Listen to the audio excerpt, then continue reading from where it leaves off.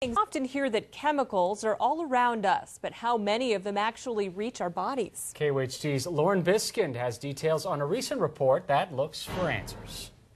Here in Central Oregon, it's habit for many to fill up a water bottle before heading out the door. Recent findings about what that water bottle could be doing to your body might make you think twice. Pollution in people. A study put on by the Oregon Environmental Council found up to 16 chemicals in 10 Oregon volunteers that were tested. 5 men and 5 women from around Oregon had blood and urine testing for 6 classes of toxic chemicals. And a lot of these chemicals are found in everyday consumer products.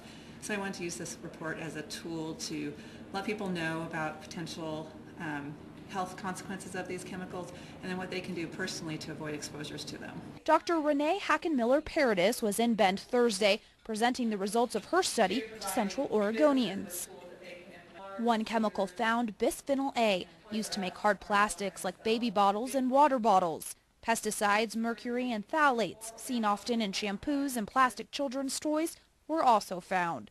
Jim Stone was in the audience and says he will now think twice about some of his daily choices. With this presentation, it became clear that I would want to wash my food more carefully and also probably buy organic food, something grown without pesticides. While Hackenmiller-Paradis says the effects of these chemicals aren't something to panic about, she says they can lead to reproductive and hormone problems for some. As more consumers ask for these products that don't contain these chemicals, the bigger market demand there's going to be to make those products. Progress is being seen as Nalgene water bottles have stopped using bisphenol A, and just a few weeks ago there was a federal ban on phthalates in children's toys. In Bend, Lauren Biskind, KOHD News. And coming up later in this hour on Direct Connect, we'll talk with the doctor, Dr. Hackenmiller-Paradis, about this study. You can email your questions, if you have them, to news@kohd.com. Thank you very much. Coming up next, it is Direct Connect, and tonight we have Dr. Renee Hackenmiller-Paradis. She is with the Oregon Environmental Council.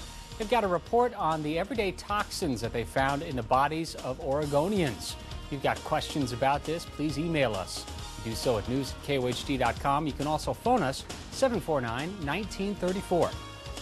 And welcome back. The idea was simple. Many of us watch what we put into our bodies, but how can we track chemicals we don't even know we're being exposed to? The Oregon Environmental Council put together a study and tracked toxic chemicals in 10 Oregonians. The results argue that when companies put toxic chemicals in products, they risk the chance those chemicals will end up in people. The program director of the Environmental Council is here to talk about those results, Dr. Renee Hackenmiller-Paradis. And if you have a question for the doctor, please email us, news@kohd.com. I understand you're vacationing here in Central Oregon. Welcome. Welcome. Thank you very much for having me. Absolutely. So what we are finding is, as we look into the bloodstreams of, you picked 10 Oregonians. 10 Oregonians from all over the state. Yeah, notable Oregonians, some of them, one local, a climber locally. You found some things that really should not be there. What did you find?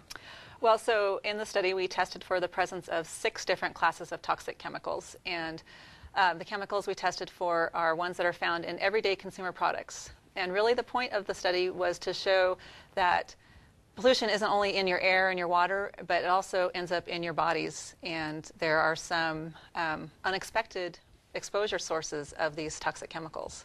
What about the levels of the chemicals that you found? Is this a situation where any presence of these chemicals is a health issue, something people should be concerned about? What did you find? None of the levels we found were of immediate concern.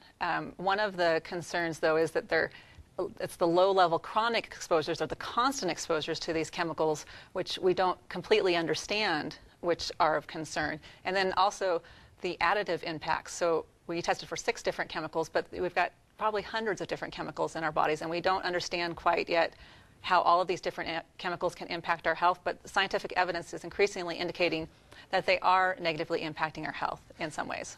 Doctor, you're talking about residue or chemicals inside water bottles, things of that nature. I can tell you as a kid, I chewed so many pencils getting through school, and I seemed to survive just fine. How concerned should we be about this, and how responsible should these companies be to make sure that these chemicals are 100% not in our bloodstreams?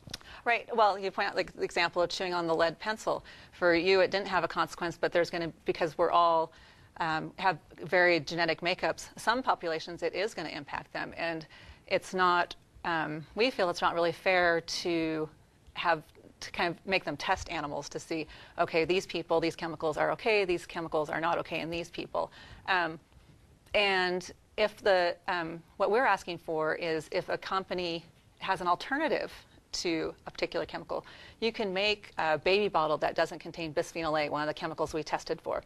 We have pretty good scientific evidence that bisphenol A is an endocrine disruptor.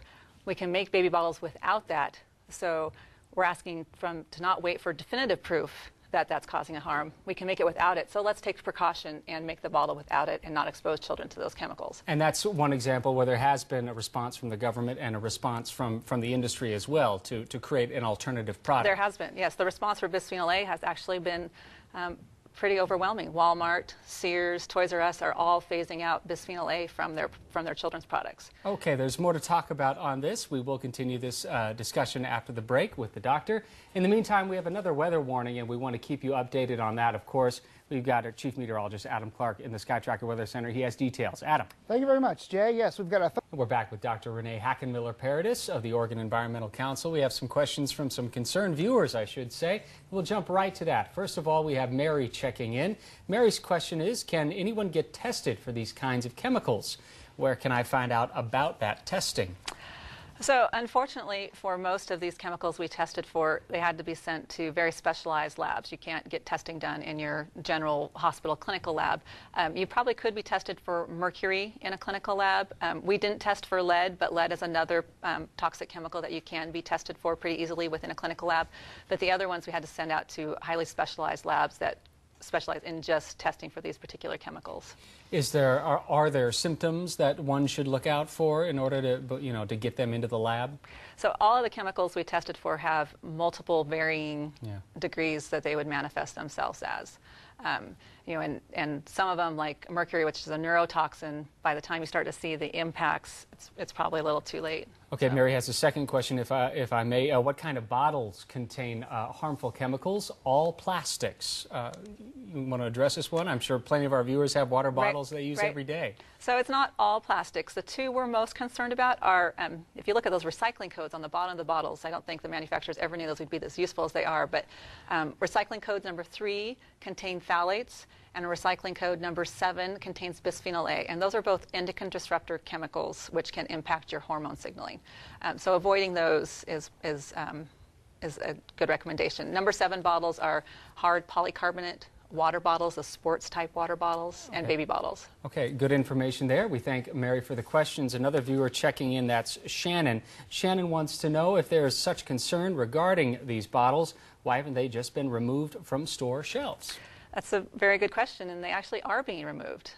Companies have decided that it's not worth the consumer outrage over it and not worth taking the chance. And so I think I mentioned before, Toys R Us, Walmart, and Sears are all phasing out bisphenol A from baby bottles. Nalgene, a maker of the sports water bottles, they're phasing out bisphenol A from their products. And so within the next 18 months, I would suspect you won't be able to find bisphenol A containing bottles on your shelves. Okay, just wrapping up here. Last note, many parents have concerns about chew toys, the toys that they intentionally give their child to chew on that they could be dangerous. How safe are they?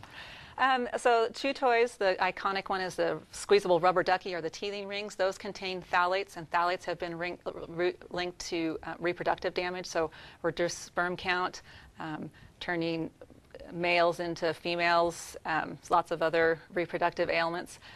How concerned should they be? I would be concerned. Luckily, the federal government has decided to take action on a subclass of phthalates in children's toys, and they will soon be off of our shelves. Okay, and there are alternatives out there that don't have that. There are alternatives out there, and I think more and more as people become more aware of this, you will see responsible producers and manufacturers actually letting people know that their toys do not contain these chemicals so that parents can make that informed choice. Okay, that's Dr. Hackenmiller-Paradis with the Oregon Environmental Council. Thank you for being here this evening. Thank you very much for having me. Especially taking time out of your vacation. We appreciate that. Well, we still have a few more days. So. Okay, yeah, sure. Better weather on the way, we hope. That wraps up Direct Connect, folks. Just after the break, well, we've got KOHD Sports Central